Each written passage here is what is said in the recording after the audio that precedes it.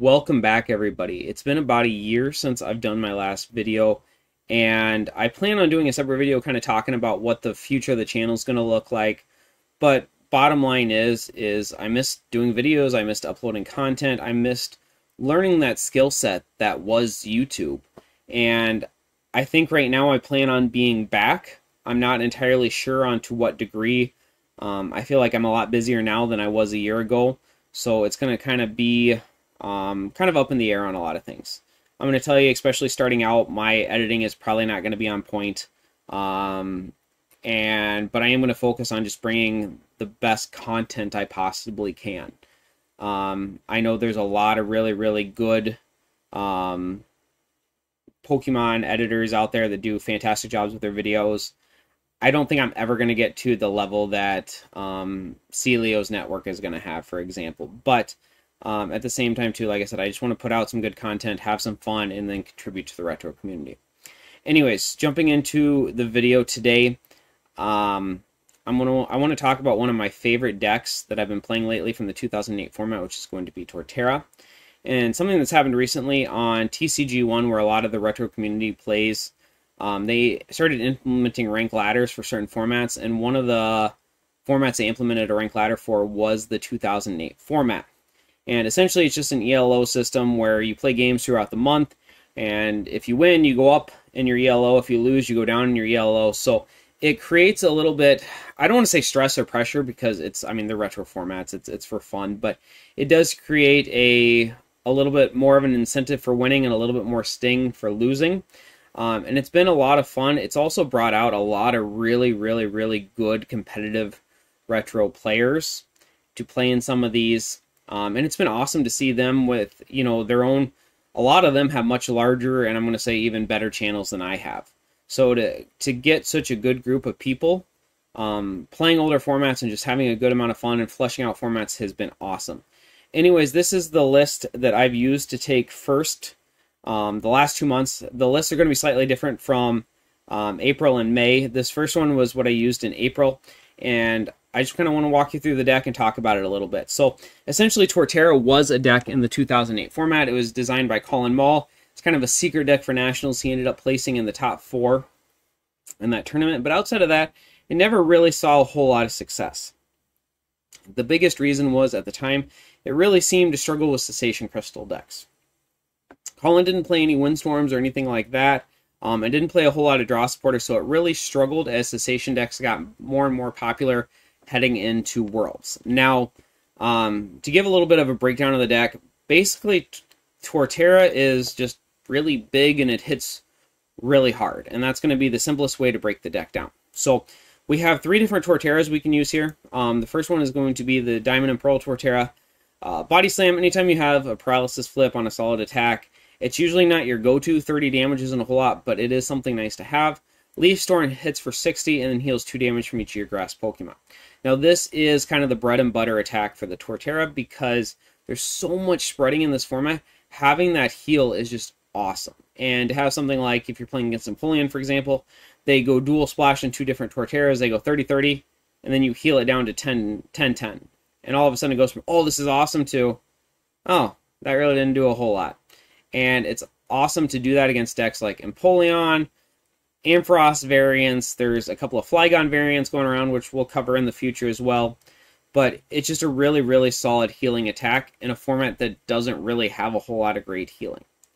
The other Torterra, this is the Majestic Dawn Torterra. It's basically just a hard hitter. Colorless for 60. It's really easy to put a lot of early pressure on the opponent if you can get this off. It's also really great against Cessation Crystal decks that are going like Absol Cessation Crystal and you just have to get it out of the active spot. Or decks like Blissey where you just need to start hitting them and you can't rely on spinning multiple turns to set up. Second attack is 100, Frenzy Plant, just a solid attack. Now the one thing you'll notice is these are high energy requirements. 4 energy is a lot to get under a Pokemon, especially in this format. So we use a 2-1-2 Sceptile line, which essentially all your grass energy turn into grass. So if you look at something like, you know, Frenzy Plant, 4 energy for 100, you're like, oh, yeah, that's all right, that's not bad. But all of a sudden when it turns into grass for 100, you're like, oh wow, that's really good. That hits really hard. All on 140 HP body, which is huge in this format. That's higher than Empoleon, higher than Gardevoir, higher than Glade. It's huge. Now, the kind of linchpin of the deck that brings it all together is going to be the Torterra level X. The Forest Murmurs, if you're behind in prizes, you get an automatic Gust of Wind, or I guess for more standard players, you're probably used to Boss's Orders, I guess. But essentially, you just bring up something on the bench and you bring it active. And you, as long as you're behind in prizes, you can use this every single turn. And it gets absolutely insane, where essentially you can go down a prize and then you can basically bring something up with that energy, Leaf Storm, heal it, hit it for 60. Okay, next turn bring something else up, hit it for 60. And you can constantly do this, damaging all of your opponent's Pokemon. There's a lot of other tricks you can use. Maybe they have something on the bench they don't want knocked out. You just bring it up and knock it out. There's so many uses with the Forest Murmurs that it just brings everything together. And then the Vigorous Dash hits for 100 damage, and then it does 30 to one of your opponent's bench Pokemon, but Torterra does 30 to itself. This is awesome against decks like Blissey, Empoleon, anything with 130 HP, where essentially you can hit something for 30, and then on the bench, and then drag it up next turn, hit it for 100, and then hit something on the bench for 30. So essentially, if, like, let's say they've got Empoleon, you hit the active Empoleon for 100, 30 to the bench Empoleon. Next turn, you bring up the bench Empoleon, hit that for 100, hit the bench one for 30, and all of a sudden you've just knocked out 2 Empoleons at once. This can be super, super, super hard for decks to recover from. So, looking over it, just everything in the deck, all the different Torterras, they each kind of have their uses in particular situations, and then when you play them together, they all just kind of come together really nicely. So, we play a 2-2 Claydol line. We talked about the Sceptile line. Sceptile can attack with it. It's not very common. Usually you want to be putting your energies under Torterras, but we play a 2-1-2 support line. It's one of those things where it's a crucial part of the deck, so we can't afford prizing it, but it's not a main focus of the deck, so we're not playing huge like 3-2-3 lines or anything like that. One Chat Tot, every deck in the 2008 format, with the exception of maybe a few Absol decks, should be playing Chat Tot. And then Unknown G. The Unknown G is an anti-Gardevoir tech. It basically stops Glade from being able to Sonic Blade you, and it also helps with Dusknoir. I've been playing Unknown G in more and more of my 2008 list, mainly for Dusknoir, but it's also great against Sonic Blade. And it's been super, super, super useful. 4 Celios, 1 BBs. I think this has become pretty standard in the 2008 format, playing 5 search cards and then just kind of a combination of it. Between the 5 search cards and then 4 call energy, it's really easy to open, let's say, like Turtwig Call, Celios for Claydol, then Call for Baltoy, Trico, or something like that. 4 Roseannes, great for getting our basics, great for getting our energy. 2 Copycat, 2 Stevens. Essentially, this is something that I changed around with the deck. Colin did not play a lot of the draw cards. Playing Jimmy O'Brien's Empoleon list, I really love the Copycat and Stevens in there. It just helps so much. I will say I played a lot of playing his list. I realized how much better that was against Cessation Crystal decks than Alex Brisario's. And then I started kind of incorporating that more and more into decks that maybe didn't play that. So the 2 Stevens, 2 Copycat, just some great draw cards in there. 4 Rare Candy, we need to set up 2 Stage 2s. 3 Night Maintenance seems high, but I've never found it to be a bad card. It's great just to send energy back. It's great to recover full Torterra lines. It also lets us get away with only playing 3 Turtwigs and not having to devote that 4th space to an extra one.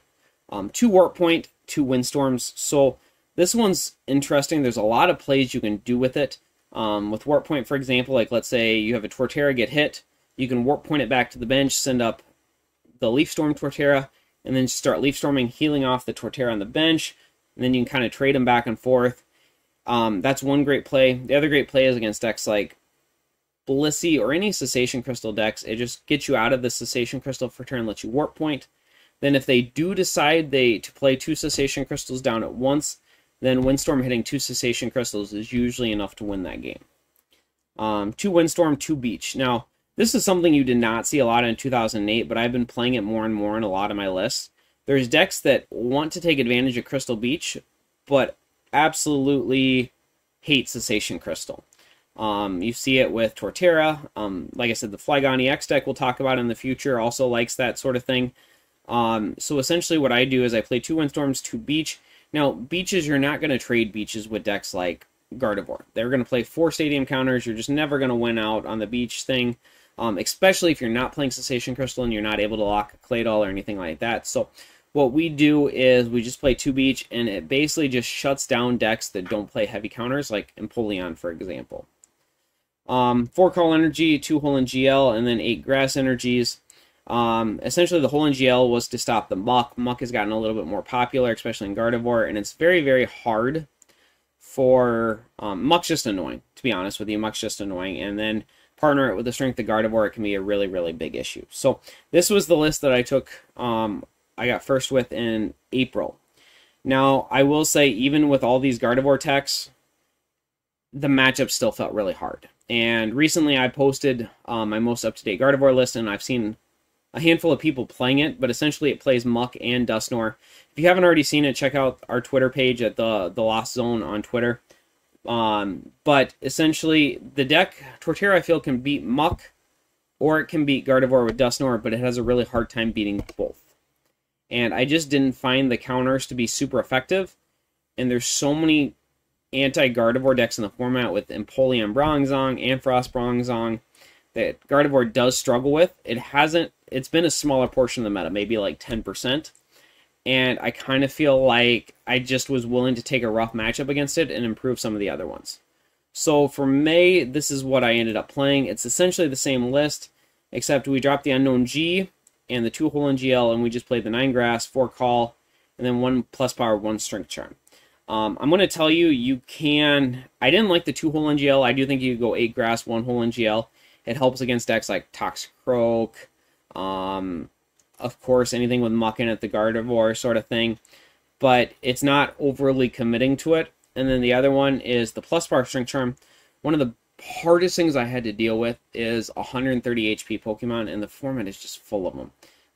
Ampharos, Empoleon, there's just so much of it. And essentially what it lets you do, the Plus Power Blissey, what Plus Power Strength Charm lets you do is it lets you Leaf Storm twice.